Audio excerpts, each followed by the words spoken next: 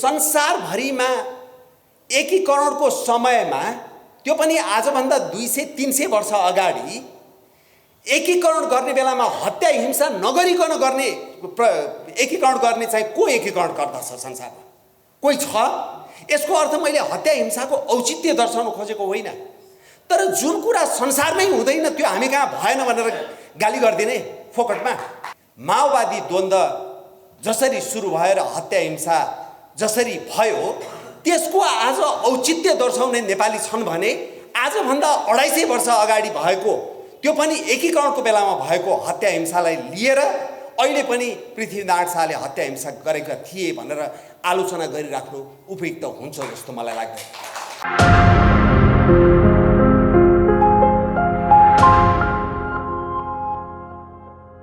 गलत छन् र त्यो भाष्यको बारेमा म केही आफ्ना धारणाहरू राख्न चाहन्छु र त्यसपछि यो दिव्य उपदेशको सान्दर्भिकताको बारेमा प्रवेश गर्न चाहन्छु। सबैभन्दा पहिला अहिले तपाईहरूले बारम्बार सुन्ने एउटा विषय के हो भने पृथ्वीनारायण शाह चाहिँ नेपालको भौगोलिक एकीकरणकर्ता मात्रै हुन्, नेपालको भावनात्मक सांस्कृतिक एकीकरणकर्ता होइन।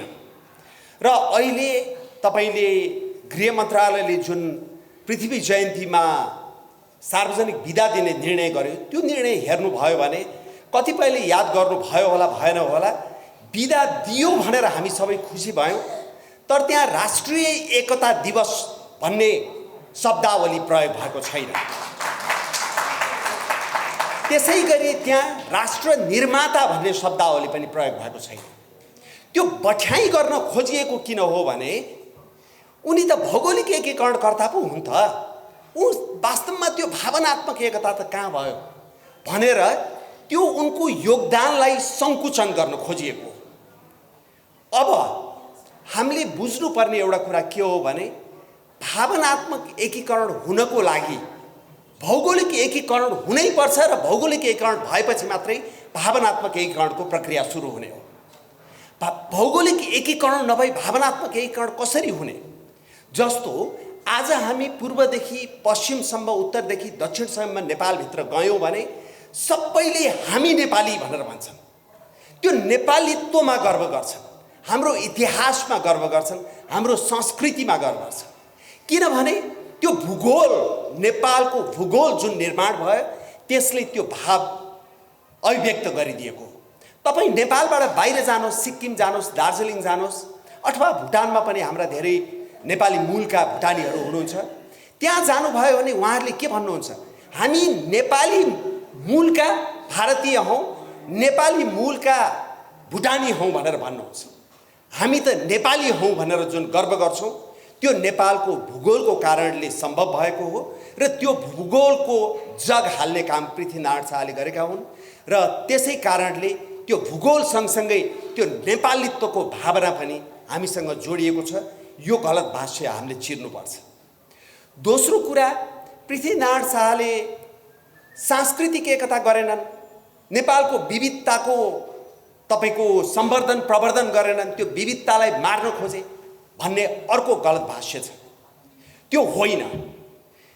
पृथ्वीनारायण शाहले काठमाडौँमा विजय हासिल गरेपछि, कुमारीको पाउ गएर ढोगेपछि, राज्य सुरु गरेपछि उनले भनेको एउटा दिव्य उपदेशमा भनेको एउटा कुरा के हो भने यो हिन्दूहरूको देश हो, राज्य हो, तर यहाँ सबै धर्मावलम्बीले आफ्नो कुल धर्म पालना गर्न सक्छन् भनेर भनिएको छ।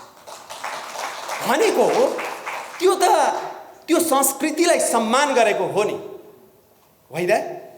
त्यसकारणले यो काठमाडौँ उपत्यकामा त अझ जगमानज्यूले पछि बढी व्याख्या गर्नुहोला, नेवा संस्कृति र सभ्यताको ठुलो संरक्षक पनि हो पृथ्वीनारायण शाह र उनले त्यसलाई सधैँ सम्मान गरे।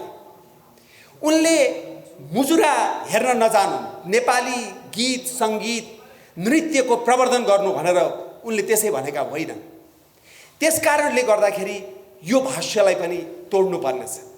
तेस्रो कुरा के हो भने पृथ्वीनारायण शाहले तपाईको हत्या हिंसा प्रयोग गरे एकता गर्ने बेलामा भनेर भनिन्छ। हामीले बुझ्नु के पर्यो भने संसारभरिमा एकीकरणको समयमा त्यो पनि आजभन्दा 200-300 वर्ष अगाडि एकीकरण गर्ने बेलामा हत्या हिंसा नगरिकन गर्ने एकीकरण गर्ने चाहिँ को एकीकरण गर्दछ संसारमा? कोही छ? यसको अर्थ मैले हत्या हिंसाको औचित्य दर्शाउन खोजेको होइन, तर जुन कुरा संसारमै हुँदैन त्यो हामी कहाँ भएन भनेर गाली गरिदिने फोकटमा। अघि भर्खर बिपिनजीले बिस्मार्कको उल्लेख गर्नुभयो, जर्मनीको एकीकरणकर्ताको।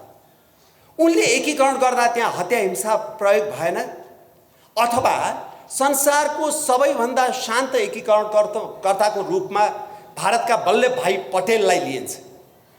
तर हैदराबाद जब भारतमा गाभिन आनाकानी गर्यो, अस्वीकार गर्यो, हैदराबादमा त बल प्रयोग भयो र त्यो बल प्रयोग हुँदाखेरि हजारौं मान्छेको ज्यान गएको कुरा धेरै वर्षपछि, दशकौंपछि जब त्यो गोप्य दस्तावेजहरू बाहिर आयो तब सार्वजनिक भयो।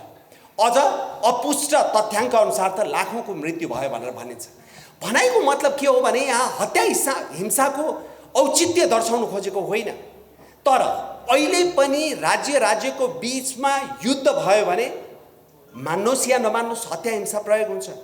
त्यति मात्रै होइन, नेपालको परिप्रेक्ष्यमा त 47 सालमा नेपालको संविधान आइसकेपछि, नेपालमा प्रजातन्त्र आइसकेपछि र त्यो प्रजातन्त्रमा हामी सबैले आफ्नो विचार राखेर जनताको मत जित्न सक्ने अवस्था सृजना भइसकेपछि माओवादी द्वन्द्व जसरी सुरु भएर हत्या हिंसा जसरी भयो त्यसको आज औचित्य दर्शाउने नेपाली छन् भने आजभन्दा 250 वर्ष अगाडि भएको, त्यो पनि एकीकरणको बेलामा भएको हत्या हिंसालाई लिएर अहिले पनि पृथ्वीनारायण शाहले हत्या हिंसा गरेका थिए भनेर आलोचना गरिराख्नु उपयुक्त हुन्छ जस्तो मलाई लाग्दैन।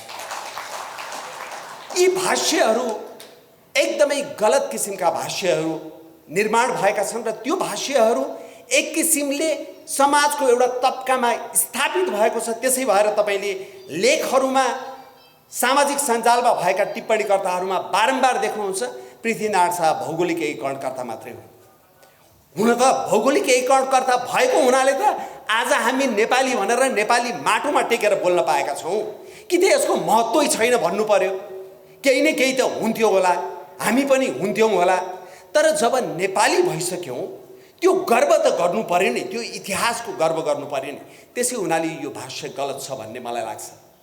अब जहाँसम्म पृथ्वीनारायण शाहको दिव्य उपदेशको कुरा छ, पृथ्वीनारायण शाह साँच्चीकै त्यो दूरद्रष्टा थिए भन्ने कुरा धेरै सहमत पनि छन् र मलाई पनि त्यसै लाग्छ। उनले त्यति बेलाको दिव्य उपदेश भनेर जुन हामीले प्राप्त गरेका छौँ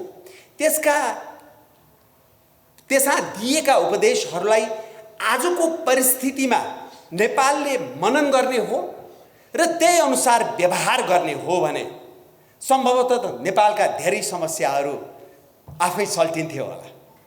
घुस लिने र घुस दिने अपराधी हुन् भनेर उनले एक वाक्यमा भनेको कुरा आज आएर सबैभन्दा ठुलो नेपाली समाजको एउटा धमिरा त्यही भ्रष्टाचार, त्यही घुस लिने र घुस दिने प्रवृत्ति भएको छ। उनले नेपाललाई दुई ढुङ्गा बीचको तरुल भनेर भने। हिजो म हाम्रो ऋषि धमलाज्यूको जनता जान्न चाहन्छन् कार्यक्रममा गएको थिएँ, अनि यो दुई ढुङ्गा बीचको तरुल कसरी भनेर सोध्दै हुनुहुन्थ्यो उहाँले मलाई। दुई ढुङ्गा बीचको तरुललाई शाब्दिक अर्थमा त बुझ्नु भएन नि। त्यति बेला भनिएको दुई ढुङ्गा बीचको तरुल आज पनि नेपाल दुई ढुङ्गा बीचको तरुलै हो। त्यो दुई ढुङ्गा भनेको विशाल भारत र चीन हो, जुन सैनिक रूपमा, आर्थिक रूपमा, जनसाङ्ख्यिक रूपमा, भौगोलिक रूपमा विशाल छन्। ती विशाल ढुङ्गा हो र त्यसको बीचमा हामी च्यापिएर बसेका छौँ र आज त्यो दुई ढुङ्गा बीचको तरुल हो भन्ने कुरालाई हामीले मनन गर्न सक्यौँ भने हामीले हाम्रो कूटनीतिलाई सम्भवतः सन्तुलित रूपमा अगाडि बढाउन सक्छौँ। त्यसै हुनाले दुई ढुङ्गा बीचको तरुललाई शाब्दिक होइन प्रतीकात्मक रूपमा बुझ्नु पर्यो र त्यो प्रतीकात्मक रूपमा बुझ्दा त्यो विशाल दुईटा ढुङ्गाको बीचमा हाम्रो क्षयीकृत भएका संस्थाहरू, एकदम चिरा पर्दै गइरहेको समाज, जातीय रूपमा संवेदनशील बन्दै गइरहेको अवस्था, धार्मिक जनसाङ्ख्यिक बनोट बन्दै परिवर्तन हुँदै गइरहेको अवस्था र यो भ्रष्टताले खाएको समाजमा जसरी हामी कमजोर राज्य भएर बसेका छौँ, हामीले त्यति बेला पृथ्वीनारायण शाहको त्यो दिव्य उपदेशलाई मनन गर्न सक्यौँ भने मलाई लाग्छ हामी बढी कूटनीतिक रूपमा पनि संवेदनशील हुन सक्छौँ जस्तो लाग्छ। र उनले जाइ नलाग्नु, आउनेलाई नछोड्नु भनेर भनेको कुरा हामीले हाम्रो कूटनीतिमा हामी जाइ लाग्न भाषिक रूपमा या शक्तिको रूपमा जाइ लाग्न सक्दैन। त्यो हामीले मनन गर्नुपर्छ। यहाँ बसेर हामी एकदम सुरुङ युद्ध गर्ने अथवा यो गर्ने र त्यो गर्ने भनेर भाषण दिएर काम छैन, त्यो सकिने कुरा होइन।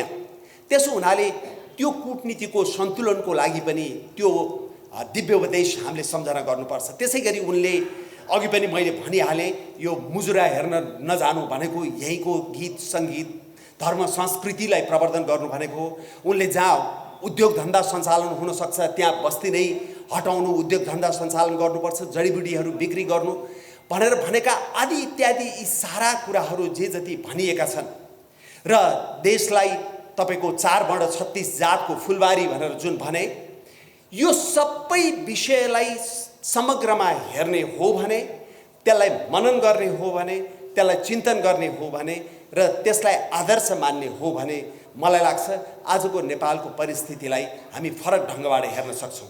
र राजनीतिक रूपमा हेर्दा पनि म त के भन्छु भने राष्ट्रिय प्रजातन्त्र पार्टी त पृथ्वीनारायण शाहको अहिले जन्म जयन्ती, यो सार्वजनिक विधामा राष्ट्रिय प्रजातन्त्र पार्टीले शर्तको रूपमा यसलाई अगाडि सारेको हो र यसको श्रेय हाम्रा अध्यक्ष राजेन्द्र लिङ्गदेनजीलाई जान्छ। र त्यो शर्तका कारणले गर्दाखेरि आज त्यो सङ्कुचित मन लिई पनि छुट्टी दिन बाध्य भयो सरकार। र मलाई पत्रकारहरूले सोध्दै हुनुहुन्थ्यो, भोलि यो क्याबिनेटको निर्णय हो, मन्त्री परिषदको निर्णय हो, फेरि हटाउनु पनि त सक्छ भनेर भन्दै हुनुहुन्थ्यो। मैले भने अब चाहिँ कसले हटाउँदो रहेछ, ल हेरौँ त भनेर भने। त्यसै कारणले गर्दाखेरि हाम्रो पार्टीले त यो नेपालको स्वाभिमान, नेपालको अखण्डता, नेपालको इतिहास, नेपालको संस्कृति, नेपालको भूगोललाई गर्व गरेर त्यसलाई सम्वर्धन गर्दै अगाडि बढ्नुपर्छ भन्ने हाम्रो मान्यता त छँदैछ। तर मैले बारम्बार भन्ने गरेको, यहाँको नेपाली कङ्ग्रेस जुन पनि झन्डै झन्डै यही लाइनमा थियो र पछि अर्को लाइनमा गएर मैले यहाँ लुकाउनु पर्दैन, मैले बारम्बार नेपाली कङ्ग्रेसको प्रचण्डीकरण भयो भनेर भन्ने गरेको छु। जब नेपाली कङ्ग्रेस पनि प्रचण्डीकरण भयो नेपाली कङ्ग्रेसको, त्यसले पृथ्वीनारायण शाहको दिव्य उपदेश बिर्स्यो र मलाई लाग्छ नेपाली कङ्ग्रेस फेरि पृथ्वीनारायण शाहको दिव्य उपदेशमा फर्किनु भनेको, जहाँ प्रजा मोटा भए मात्रै राजा बलियो हुन्छन् भन्ने वाक्य पनि छ र त्यो भनेको राज संस्था सहितको प्रजातन्त्र भन्न खोजेको र त्यसमा नेपाली कङ्ग्रेस फर्किने हो भने यो समाजको सन्तुलन धेरै ठाउँमा आउँछ। र अहिले पछिल्लो चरणमा नेपाली कङ्ग्रेसका कैयौँ वरिष्ठ नेताहरूसँग कुराकानी गर्दाखेरि उहाँहरूले एउटा कुरा भन्नुहुन्छ, हेर्नुहोस् दुईटा कुरामा त तपाईँहरूको र हाम्रो धेरै अन्तर छैन, यो संहिता खारेजीको कुरा र हिन्दू राष्ट्रको कुरा, तर यो राज संस्थाको कुरा चाहिँ अलिकति समय लाग्ला, त्यति बेला हाटहुट लाटलुट गरिहाले हाम्रा नेताहरूले भनेर, त्यो हाटहुट लाटलुट भन्ने शब्द चाहिँ मैले उहाँहरूकै टिपेरै उद्धृत गरेको, गरिहाले भनेर भन्नुहुन्छ भनेको त्यो बदलाव त्यसमा पनि आइराखेको छ। र बिपी कोइरालाको लाइनमा नेपाली कङ्ग्रेस जानु भनेको पृथ्वीनारायण शाहको दिव्य उपदेशको पालना गर्नु हो र त्यो जानुपर्छ भन्ने मेरो मान्यता हो। त्यसै कारणले गर्दाखेरि हामी सबैले, आम नेपाली जनताले यो पृथ्वीनारायण शाहको बारेमा जुन गलत भाष्यहरू निर्माण भएको छ त्यसलाई पनि तोडौँ र पृथ्वीनारायण शाहको दिव्य उपदेशलाई राज्य सञ्चालनमा मनन गरौँ, कार्यान्वयन त्यसप्रति इमान्दार हौँ। नेपाल बदलिन्छ, बदल्न सकिन्छ र हाम्रै जीवनकालमा बदल्न सकिन्छ भन्ने मेरो विश्वास हो। तपाईहरू सबैको जय होस्, नेपालको जय होस्। धेरै धेरै धन्यवाद।